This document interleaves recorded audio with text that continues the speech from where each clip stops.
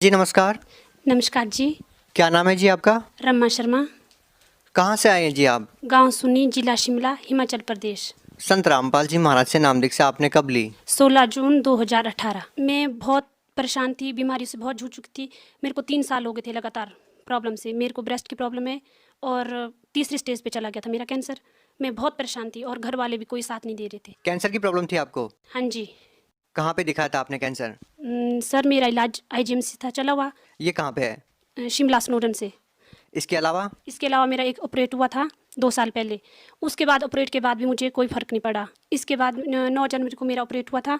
उसके बाद 15 दिन के बाद फिर मेरे को दोबारा से और गिल्टियाँ शुरू हो गई। पहले एक में थी, फिर दूसरे में भी चली गई। डॉक्टर्स का क्या कहना था? डॉक्टर का कहना था ये कि फ़र्क पड़ जाएगा, आपको ऑपरेट करना पड़ेगा।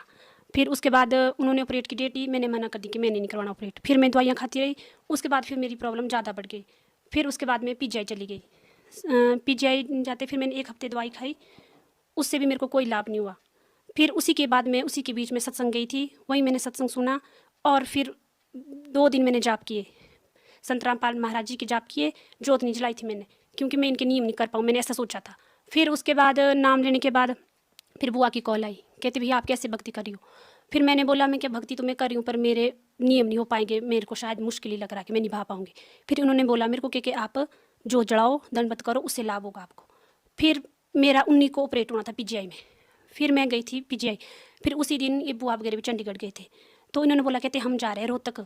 और मेरी डॉक्टर उस दिन अचानक छुट्टी पे चली गई, कहते अगर तैने भी आना तू भी चल मेरे साथ। फिर मैं उसी दिन इनके साथ रोहतक चली गई। फिर उस दिन मेरे को इतनी शक्ति आई कि मैं नंगे पाँव पूरे रोहतक में चली, और बिल्कुल जहाँ मैं एक कदम नहीं चल पाती थी वहाँ मैंने पूरा रोहतक नंगे पाँव से चली। और उसके बाद जब मैं घर आई मैंने दवाइयाँ उसी टाइम से बंद कर दी थी, और मैंने जोत भी जलाई, मर्यादा में भक्ति भी की। फिर मेरे को 25 दिन में पता चल गया और मेरी सारी प्रॉब्लमें दूर हो गई। जो ऑपरेट होना था उसकी भी डेट आगे चली गई। और फिर जब मैं दोबारा गई पीजीआई, फिर वहाँ टेस्ट हुए तो सारे टेस्ट क्लियर हो गए। अब जो मेरी प्रॉब्लम थी तीसरी स्टेज पे थी, वो मेरा कैंसर ख़त्म हो गया।